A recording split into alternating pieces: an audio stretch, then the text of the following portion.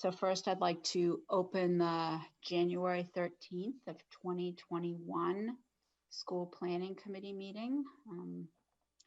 And it's nice to see everybody in the new year. Just to remind everybody that this meeting is being held fully remotely in accordance with the state of Massachusetts order suspending certain provisions of the open meeting law. And according to this emergency order, which is intended to limit gatherings and ensure social distancing, the meeting is being conducted remotely via Zoom. All participants are logging into the meeting via the Zoom app. The meeting, I believe, is being recorded by ECAT, although I'm not sure if they're live streaming this tonight or not. But the recording will be available through ECAT after the meeting. And any votes that needed to be conducted this evening, as usual in these remote meetings, will be conducted via a roll call vote.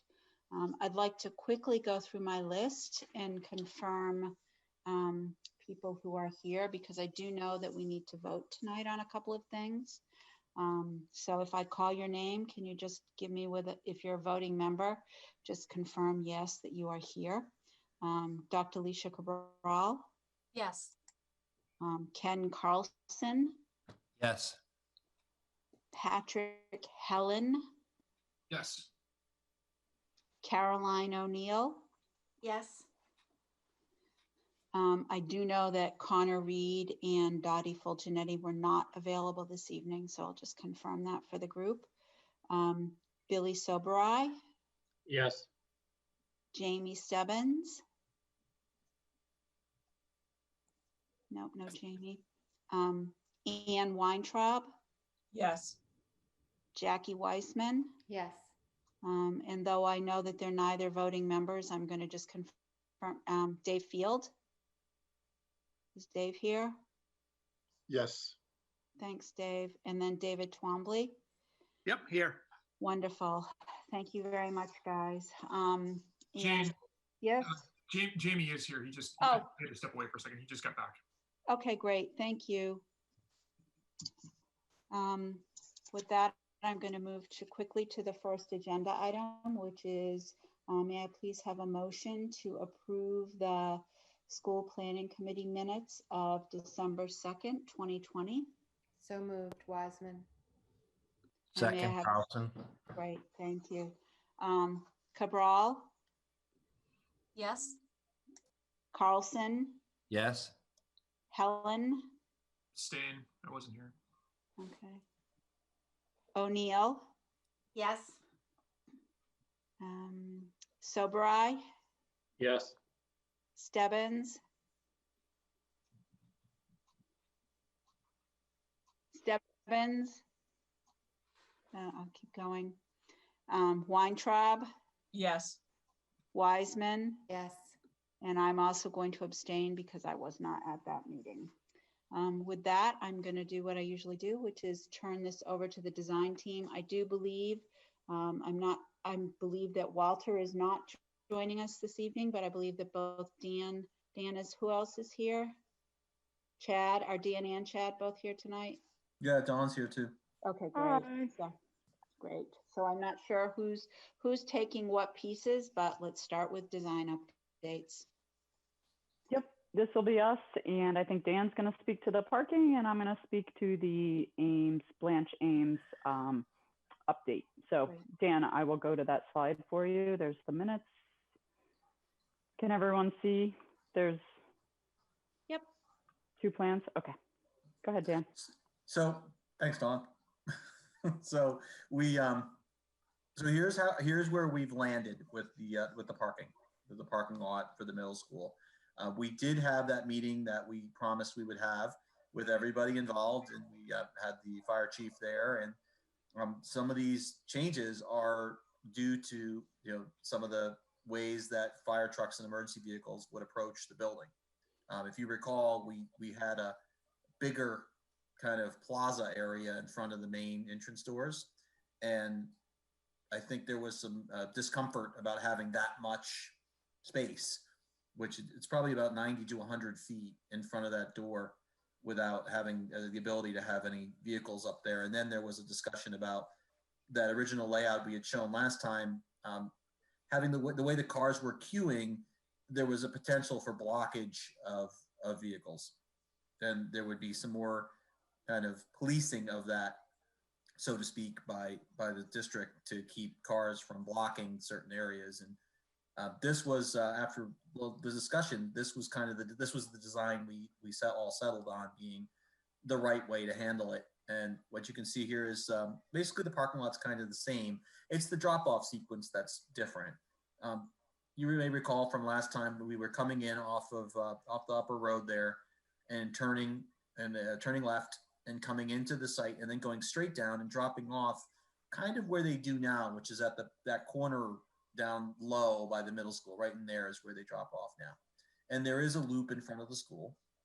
And that created this kind of problem where in the loop in front of the school, the fire trucks and emergency vehicles can come into that loop, come around, but if there's cars queuing in that area, they may block that exit point, or they may block the entrance and exit points.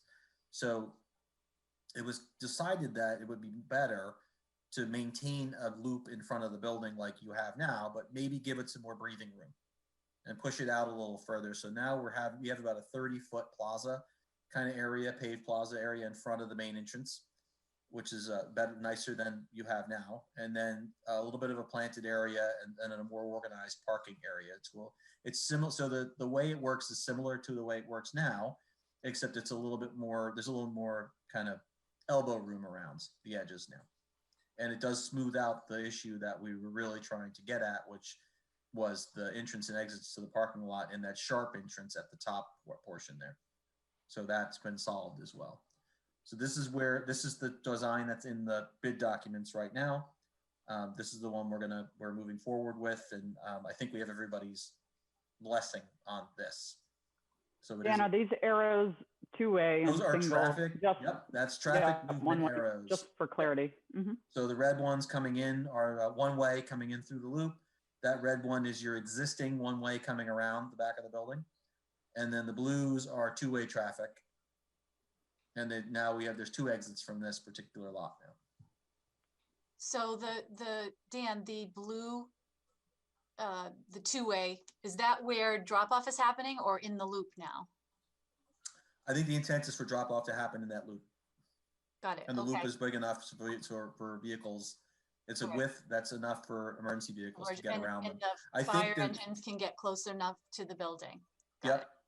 Because I think the fear is if we're back out if we do the straight up one where with that line right there, there's going to be people who are going to block that spot where Dawn's cursor is right now, and I think that's unavoidable.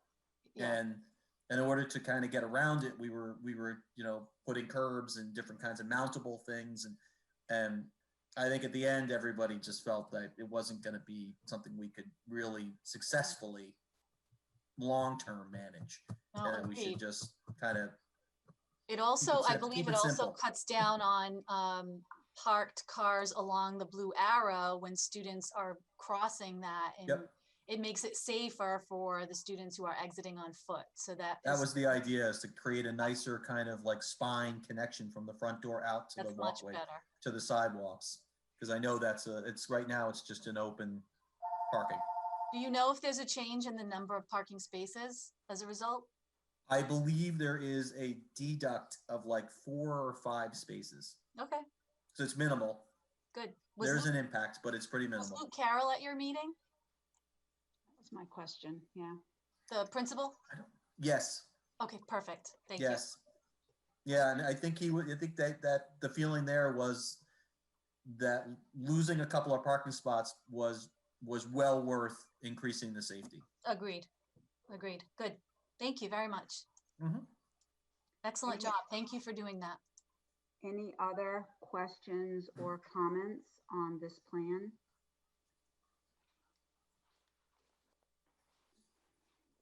Nope. Great.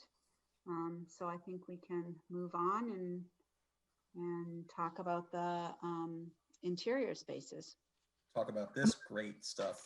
the more exciting stuff. This is I always really get the fun great. stuff. The I can't parking lot wait. is pretty great. I can't wait to see what Hold you all on. think. This is so The awesome. parking lot is, I think the I know, parking it's lot is exciting. going to be is going to make a lot of people happy, the improvement to that lot. Go ahead. Parking can make or break projects, Yeah, so parking that's is- exciting yeah, as that's well. true. Parking is, it could be a big problem. Okay, so as everyone knows, we brought before you some precedents and proposals from our graphics team for the artwork, the Blanche AIMES artwork along the ramp that we worked with some of the students that Leisha and her team had pulled together.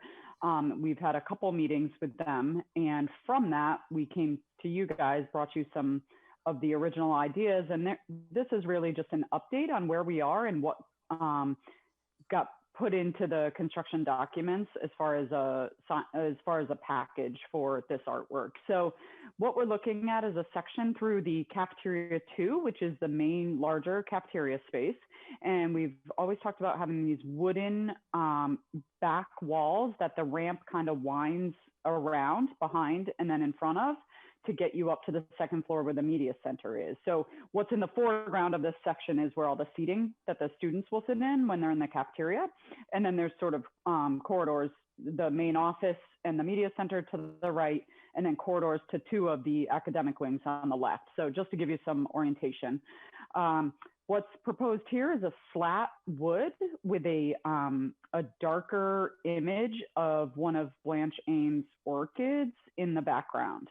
So this is just graphically what it is going to look like. And below, this is kind of the higher side of the wall.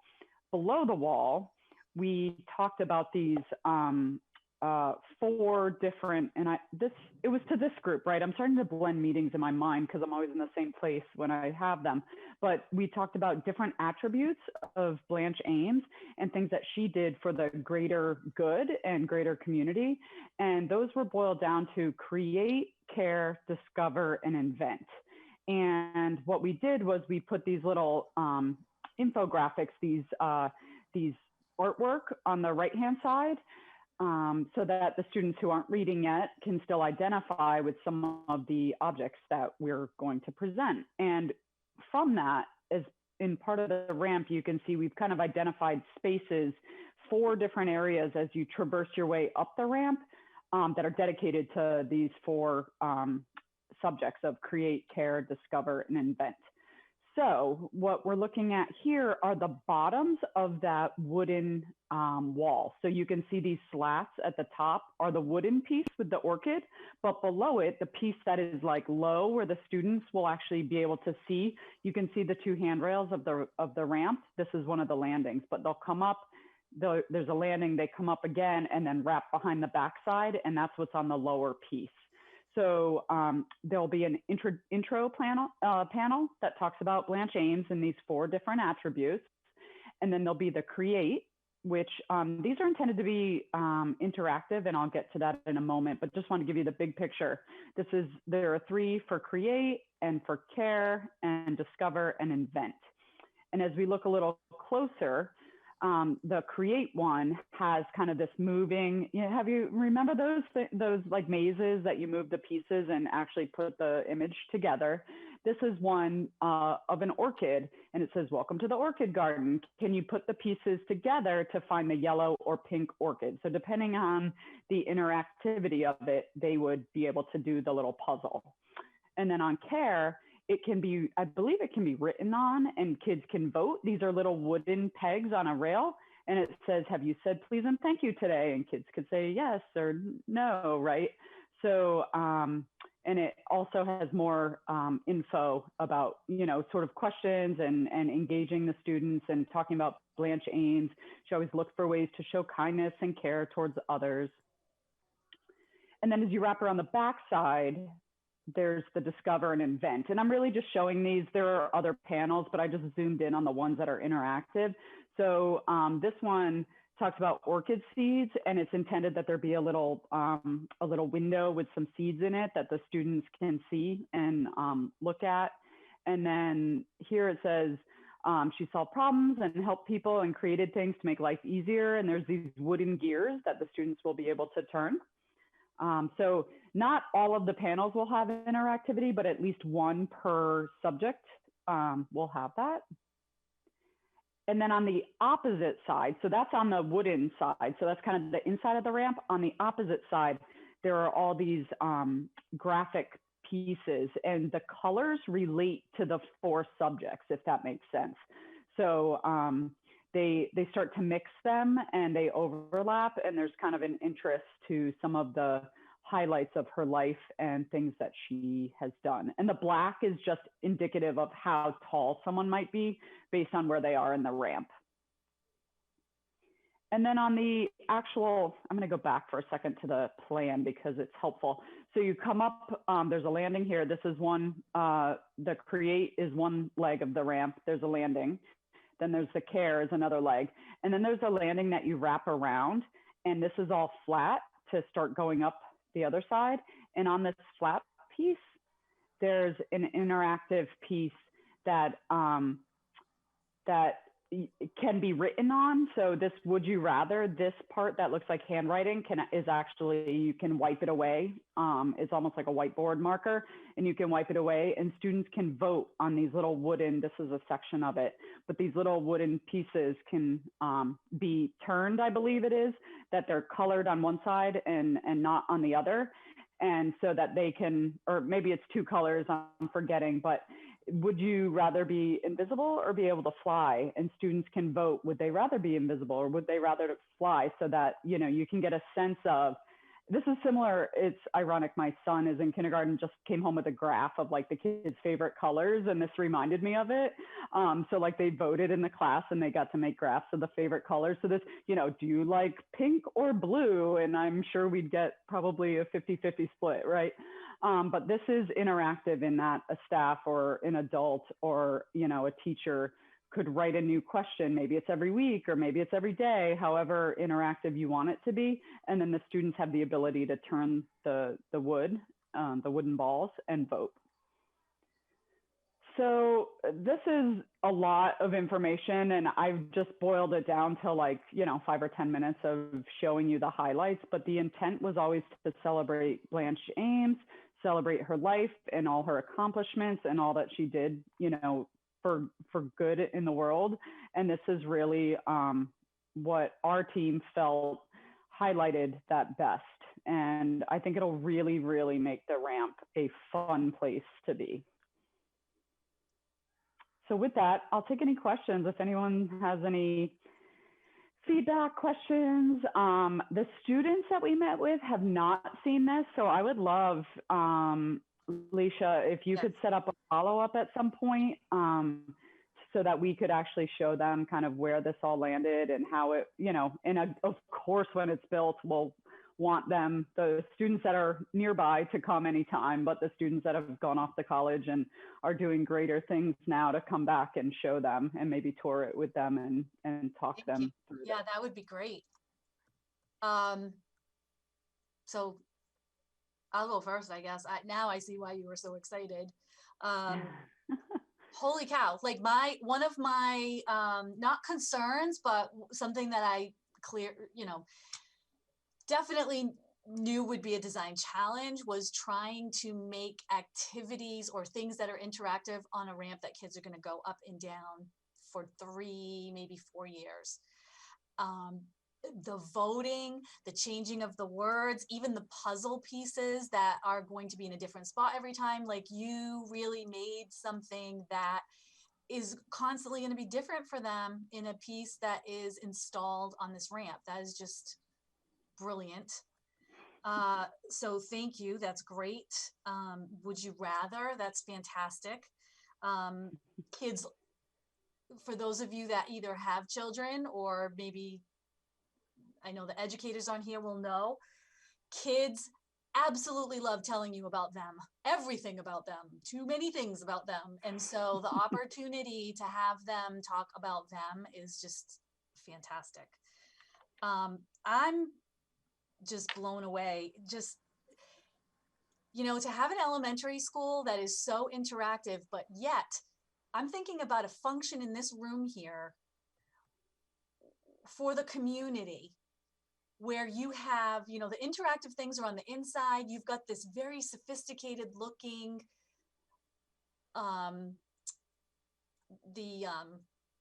orchid there.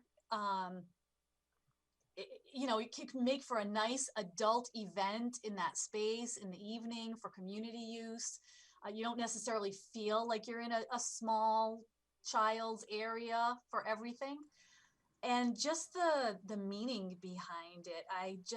The only thing I regret is that Mrs. Ames is not seeing this. I can imagine she just would be blown away, because this is not just a building with somebody's name slapped on it. It is really respecting the history that she brought to this town, which this town values. So I don't know how else to say you nailed it in every possible way. Like, this is incredible. And I can't wait until the students see their ideas and, you know, pieces of their ideas manifested this way. So thank you. And I'm happy to put them together for another meeting. Yeah, I think we're probably in a really good place where we can, you know, talk about what's actually been designed and not just ideas. So I look forward to having, and I can't even take credit. I'm just presenting it. We have a team of graphics, you know, they're just so full of great ideas that they've taken what we've asked and taken what they've heard from you and the students and everyone about Blanche Ames and her life and legacy, and just compiled in a way that's really meaningful. So. Really, I feel like, you know, those of us that have been here from the very first word uttered about this project, it fully respects the input of all of the stake members, the community members, the voters and the taxpayers, the children, the teachers, the educators, all of us on this group, the people who are interested in the history of this town. Like, you've really done all of that. And now I feel like I'm a judge on The Voice. So I'm just gonna like pass it off to somebody else. Well, for me, I think the piece for me is that I'm just seeing, you know, this is really exciting. And it's for me, it's like a little, you've opened the door a little bit into what this building is going to look like. And I'm 100% confident that the level of attention that you've given to this piece of work is going to be reflected to the rest of the building. And from my perspective, that's truly exciting. And I think it's just going to be great for the kids. I can't wait. And the teachers and the community. But this is like it's like a little preview of what I know is a much bigger piece of work. So thank you. Thank you. Can I ask one question about where the artwork is on the ramp? Because this is my first time seeing it in a while, so I apologize. But sure, no apologies. The interactivity pieces, and then you showed, I think, the last slide that had sort of like the full timeline. So, this, yep. This am I looking at two different sides of it? Is there one that's on the outside and one that's on the inside? Yes. So okay. So see these 6 black, Patrick, these 6 black boxes, if you will, are, I'm going to take you up to the elevation. They're where the orchid is. Okay. And what's interesting is the ramp comes up and around it, like it winds around those 6 piers. So what I've shown you on the interactive is on the pier side. So it's always on the left as you're going, okay. So at the right-hand side of create, I'm going to start at the bottom. You're down here. Right. You come up the create, the interactive is on the left. Oh, you're at the landing. That's why. Okay, this is top down. That's what I'm completely confused about. So then care, it's on the left. So then this is the landing with the would you rather voting. Yep. And then you come up, the discover interactive is on the left. Sorry, PDFs do these weird things when I touch them. And then invent is on the left. The pink that you're seeing on the right as you go up the ramp is that's this. So here's the land, like that's so this is on the side opposite those 6 squares. So as you're going up, you have interactivity on one side, the left, and then you have the artwork and celebration of her legacy just in infographics on the right. And there's some words as well. Sure. That's fantastic. Okay. That's what I thought. I want to make sure I understood it because I wanted to, like, is this the outside or is this on it is hard to understand. Yeah. I got you now. I echo what everybody else said. This is so impressive. Great job to everybody. Thank you. On your design team and you to pull this together. This is awesome. We will convey all of the accolades to our graphics team. They did a great job. Yeah, we kind of were like, you guys do that. And they reappeared like the day before the bidding. They were like, here you go. Yeah. And I was like, wow, this is amazing. Yeah, I mean, we've had enough meetings with them that we were able to convey lots of ideas. So it was really great to see it come together, and thought you guys would appreciate an update. Absolutely. Okay. So I have one question about it before we move on. Yep. Right now, we own a whole bunch of the stuff in the documents, but I know that there was a discussion about trying to find someone locally who does graphics who might take some of this on, rather than just giving it to the general contractor. Is that still something that's of interest? Or do we want to leave it in the contract? Can you I'm sorry, can you clarify that? I'm not sure I remember what you're talking about. The students brought that up, Leisha. Yeah. Is it JetBlue terminal? It's one of the terminals in the airport, and I'm forgetting which one it was. And we have the video. We could. Yeah, there's a sign maker, I think, a graphics person or a sign maker locally in Easton. Okay. I don't know who that is, but I do remember the students bringing that up, and I can get that information for you. Yeah, it's just a matter of whether or not we carve out some of the stuff during the addenda period and have that person provide this, or we just leave it the way it is. So it's really just a question about, do we want to try to farm some of it to a local business? Okay. So probably the first thing to do would be to find out who the local business is, and then is there an interest, and I don't know how you do a costing piece of it, because obviously that's something we need to consider. But I would say the first step is let's just find out who the person is. So, okay.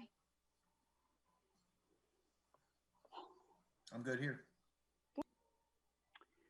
Yeah, so I think that's all. Unless anyone has any other questions about it, that was all we had for a design update.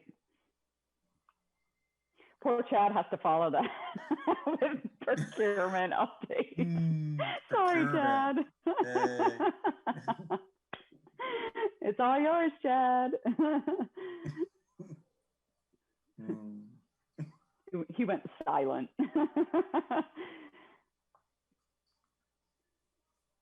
You're still muted, Chad. There we go. How's that? Ah, there we go. All right, all yours, buddy. That's a technical. All right, so I'll try to get through this pretty quick. So procurement update, the project is on the street to the bidders. The pre-qualification subcommittee, the 4-member panel that was selected last time we met, did an awesome job churning through 121 applications. Of that 121 applications, there were 8 general contractors. Each one of the 8 general contractors was found to be qualified and invited to bid. Of the 113 filed sub-bid contractors, all but 11 of them were found to be qualified and invited to bid. The elevator was the only one where we had low interest, which is super common on these projects. I don't know that there's more than 2 companies even pursuing public elevator work anymore. And both of them submitted, and we re-advertised, and both of them kept their submissions in. We didn't pick up anybody else, but we do have 2 to bid. Elevators are a very low cost item, and those 2 are competitive. Really no concerns there. All in all, great pool of bidders, and good interest so far. So kind of right in line with what we're seeing in the market. All right, Don, next slide, please. Okay, one item we do want to talk about with the committee is change authorization protocol. So when we get into construction, which is right around the corner, we're only a couple months away, things happen real time, right? Building committee will continue to meet on a monthly basis, but on a day-to-day case, we're going to have situations that arise which require very quick decisions for changes that need to happen in order to keep the work progressing. We can't just put construction on hold for 4 weeks and wait for the next planning committee meeting. So the way that this has been handled in the past on other PMA projects that's worked very, very well is to have a subset of this committee, or doesn't even really need to be members from this committee, but have authorized representatives who are there on behalf of the town and would actually participate in each of the weekly construction meetings so that they're up to speed on what the issues are and understand the importance and significance and sort of where the project's at. And then they would also attend another weekly meeting with PMA and Perkins to talk through any of the changes that have popped up that week or other risk or exposure items, and really manage the project's construction contingency accounts. So on other projects, we have found that a panel of 3 people works pretty well because it's a 2-person majority. My understanding in discussions to date is there may be a desire to have more than that on the Easton panel.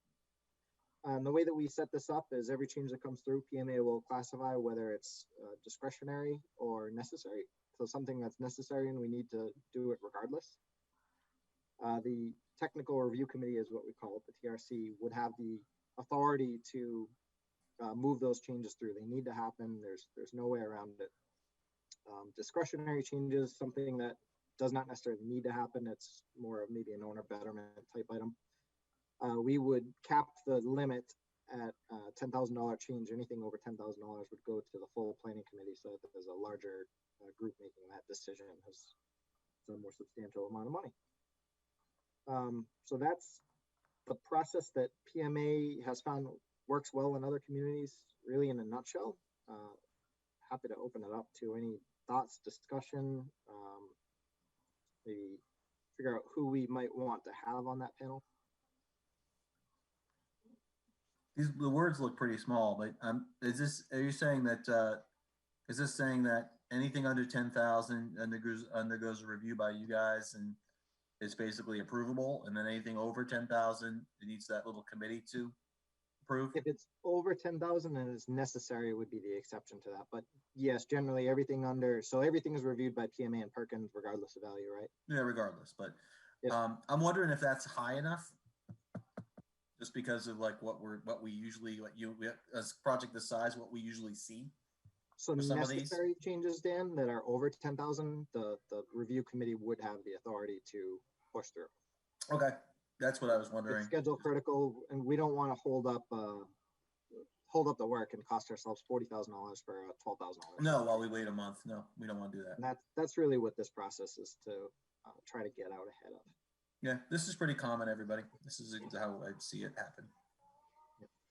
So the only question or suggestion that I had, and this just kind of goes back from my experience when we did the middle school and the high school, and it was the municipal building committee who kind of handled this piece of the project. I had asked if it was possible maybe to add a 4th person to attend, and if we want to still keep it to two person to vote, that's fine with me. But the reason I was thinking of adding a 4th person, and I would really like that person to be, I know you said someone from the school department side as one of the representatives, and I'm just guessing, and Leisha, you can stop me if I'm guessing wrong, that one person, that perhaps you were thinking of Dave Twombly just because of his familiarity with the buildings. I Right. don't know. Right. No, that's correct. Yep. Right. So the reason I'd like to add someone is, again, my recollection from the process is sometimes it's helpful to have someone who's familiar with kind of, I almost want to say, the educational piece, you know, whether it be a school committee member or somebody else, because if things come up that you might be looking for that kind of input as you're having to make these changes and decisions. Again, I'm just, from my perspective, I'm rewinding the clock many, many years to when we had a municipal building committee, and when we were in construction work, there was somebody from the schools on that. We had our design, we had our facilities person, but I believe we also had someone who was closer to the kind of educational components, if that makes any sense. So Leisha, I don't know if you have any thoughts on that. And I would be perfectly willing to maybe say it's still the 4-person technical team. There only needs to be 2 people to vote on items, but I just don't, I'm not certain that I want to lose that perspective on that team. And I'm willing to take feedback and pushback. I don't, you know.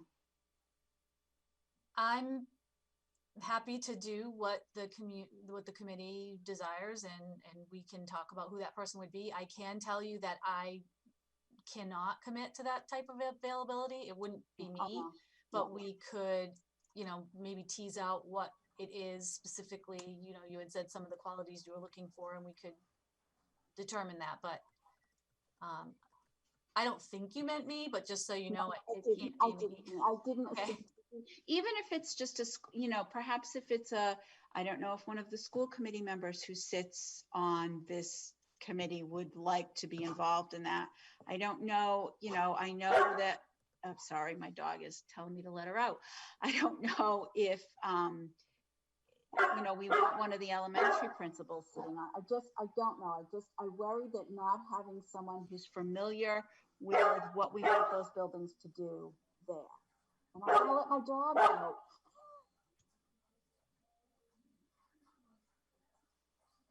Jane? You have to let the dog out. Go ahead, you can talk. I'd be willing to volunteer to do it if the committee feels like there should be an educator on it. Oh, good.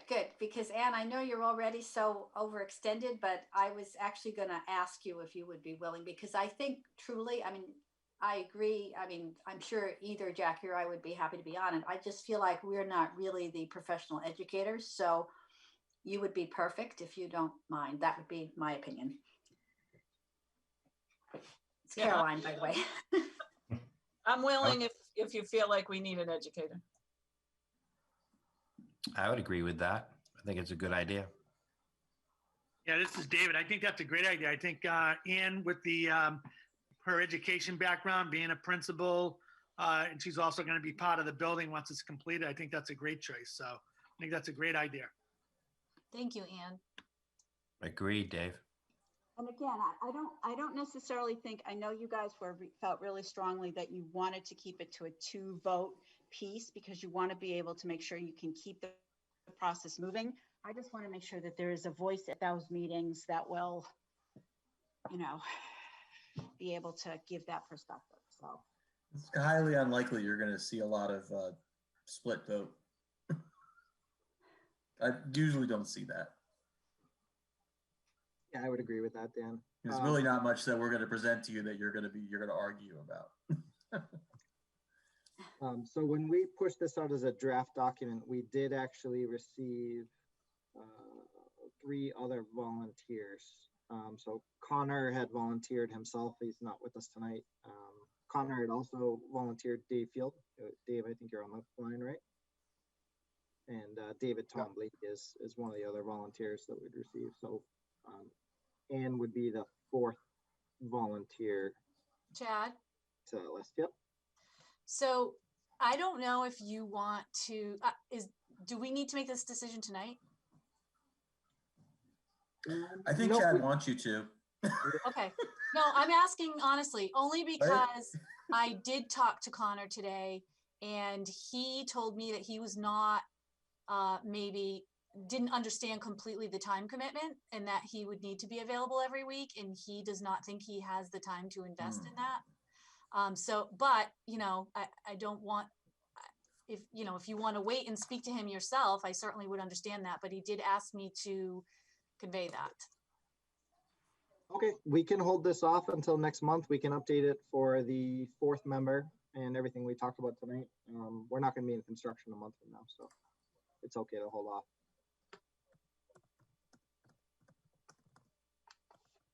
it sounds like we have 3 out of the 4 members anyway, so that's good. Perfect.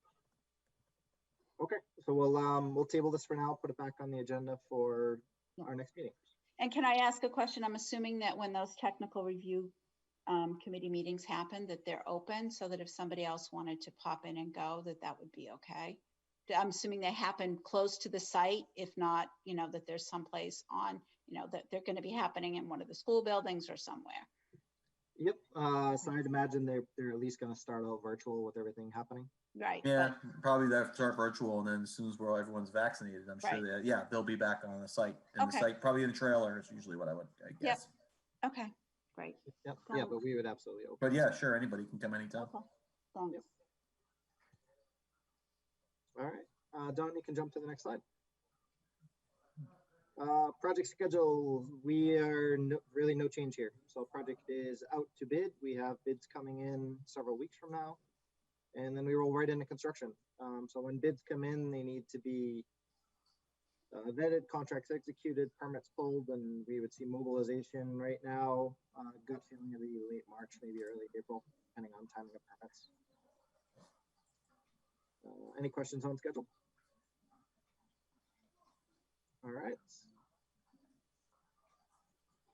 And on to budget, just a quick update on cash flow. So tracking right along right now, build to date amount is $4.9 million, and the estimated MSBA reimbursement on that is $2.7 million. So right where we thought we would be, and tracking along nicely there. Any questions on cash flow? All right. And that's all I have. Jane, I'll turn it back to you. Thank you. Thanks. So I don't think I have anything else important tonight, except I am going to say it publicly, because if I don't say it publicly, it's just going to be one more thing I procrastinate. But Lisa and I, Dr. Cabral and I were just texting about, we're going to commit to, and I'm giving this as a heads up because we may need to bring in some members of the design team to help us with this. We need to do something publicly to let the folks in this community know where this project stands, and to share all of this exciting design work and the fact that we're about to hit construction. So I think we're going to, assuming that we're going to be moving into construction, that March, late winter timeframe, I really would like to have something out to the community before that. So I'm saying it publicly because if I'm at this point this year that if I don't say it out loud, it's just going to go on a list somewhere, and then I'll be talking about it again in April. So, so if anybody has any ideas about that, obviously we did all the community forums, however many, couple years ago now. We can't do that. So it seems to me like something virtual. If we made like a little video interactive or did a Q&A, we'll figure it out. But I think that that's a pretty important feature for us to build in at this point. I'm worried that suddenly things are going to be, ground's going to be getting broken and people in the community are going to be going, wait, what's going on? So.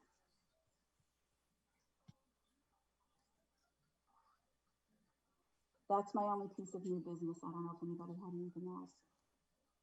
Now, is that something, Chad, that you guys want us to work on sort of internally, or is that something that, that you guys would want to run, or how do you typically do that kind of thing? We can work with you on it for sure. The MSBA is usually a big part of that, and groundbreakings, I mean, they do still happen even with everything going on. A lot of times they're more virtual format, but depending on what the restrictions are in the state, there may be an opportunity for some speaking roles and a small outdoor presence with maybe some more media just to get the event out to the general public.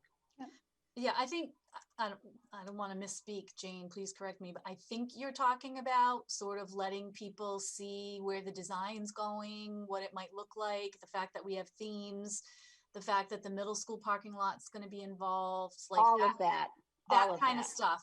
That is hopefully going to be exciting to people, but that they see, people keep saying, oh, are you guys still building a school? Like they really don't even, and I keep giving updates and we keep giving updates at school committee, but I think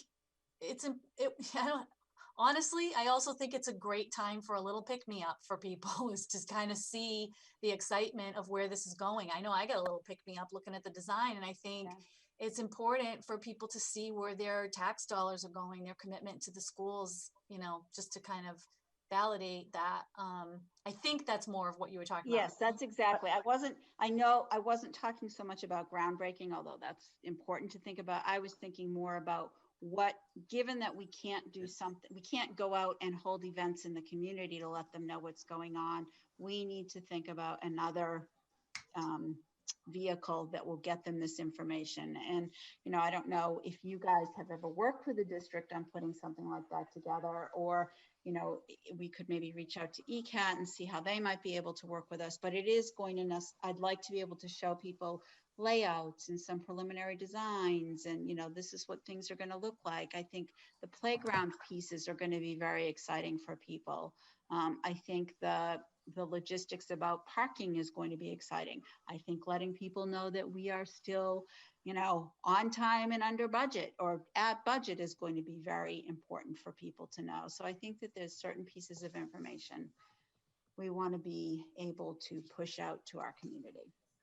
So I was going to, sorry, Chad. I was just going to make a suggestion that if you guys internally talk about what the best format could be, we can work with you on that. So Great. it might be putting a short video together for people that can attend sort of a public, community forum virtually, but maybe there's something we can do on a virtual meeting, a community meeting in addition to that. And I'm thinking about the videos you guys did that were so successful about describing the current conditions of the 3 elementary schools. I'm wondering if we can do like a short video for the people that just share it on social media and they're not interested in participating in a forum and asking questions, but that there's another layer if need be to actually do the forum. And if people have questions or want more detail, that's the place where we can do that. Okay. We could also show the video similar to what you did in a lot of the meetings we had, where you talked about the condition of the buildings, and then you said, we're just going to play you a quick video. And then you did the little the shorter one, the 5-minute video or whatever.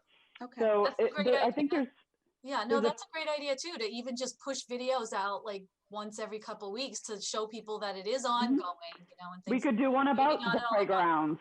You could do one about parking. You could do one about the interiors. You could do one about the exterior. Like that's 4 or 5 right there that you could do a little short clip. I like that idea too. So maybe I think based on what you just said, maybe Dawn, Leisha, you and I can just have a chat and kind of put together some kind of framework thought that we can then share with Dawn and figure out how we can move this forward.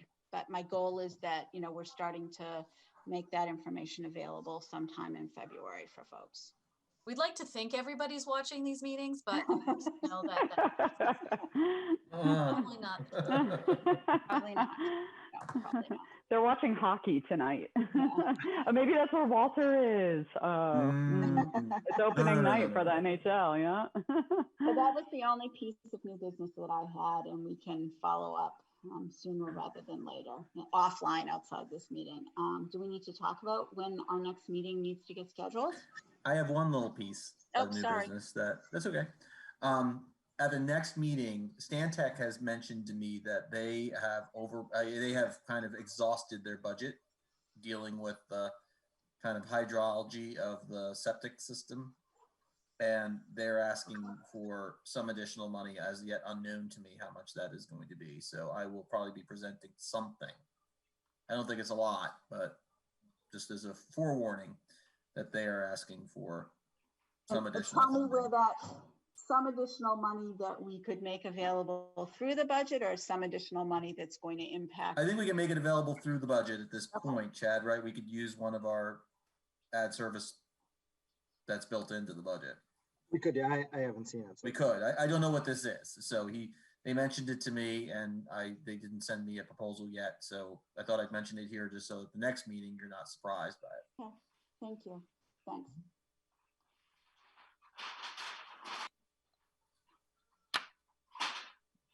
So when are you going to be looking for us to have our next meeting?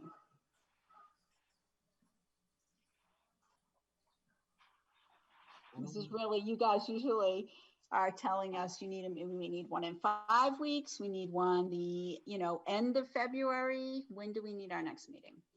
So we're going to be pretty well tied up with the bid process, bidder questions, addenda, all that. Really through, Dan, what do you think a safe date is? I think the next time this committee meets, I'd like to have some bid numbers to update. Is that the next? We're talking like you're talking early March.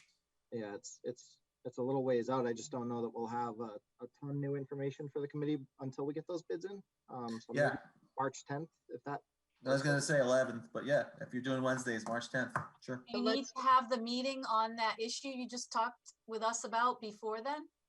No, as long as we have Okay. something in place before construction start, we should be fine. That works. So can we tentatively ask everybody to hold March 10th and that you guys will keep us updated if as that date approaches, you feel like we could move it up a week or we need to move it back a week? If we could maybe know that by, towards the end of February, that would be great. But for now, let's say March 10th, 5 PM will be the next school planning committee meeting. Perfect. We'll send a meeting placeholder. Okay, thank you. Anything else? Any other questions or comments before I ask for an adjournment? I'm not seeing, am I seeing anything? I'm not seeing anything. Okay. So with that, I am going to ask for a motion to adjourn. O'Neill, so move. Cabral, second? Okay, and I'm going to roll call quickly. Cabral, Yes? Carlson, Yes. Helen, Yes. O'Neill, Yes. Soberai, Yes. Stebbins, Yes. Weintraub, Yes. Wiseman, Yes. and Martin. I'm a yes. That's great. It was great updates. Thanks for all the information tonight, guys. It was good to see everybody. Great. Happy New Year. Happy New Year. Bye. Happy New Year, guys. Happy New Year. Thanks, everyone. Enjoy.